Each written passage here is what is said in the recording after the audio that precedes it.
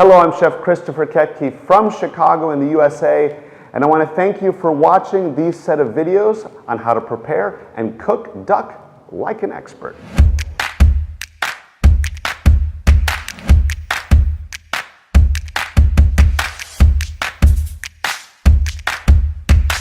One of the things that we can do with a duck breast is to brine it. Now, brining a duck breast isn't necessary. In fact, to cook it without a brine, I can cook a duck breast, saute it or grill it. That's absolutely delicious. But brining has some advantages. So the first thing before I even start to talk about the brine is I am going to take my knife and slice the top of the skin just very lightly. Once again, not cutting all the way through the skin, but that prepares it for sauteing, and as it sautés, then it helps to render out the fat. So what exactly is a brine? A brine, very simply, is some water that we combine with some salt, and I need something sweet to balance the salt, and so for this particular brine, I have sugar along with some pure maple syrup.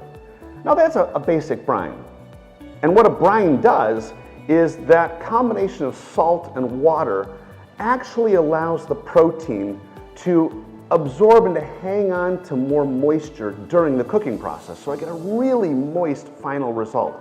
But when it comes to duck, one of the reasons that I love a brine isn't just because of the saltiness and the sweetness, but it's also that I can introduce other flavors into the meat. In this case, I added some cinnamon, some fresh ginger, and some crushed garlic.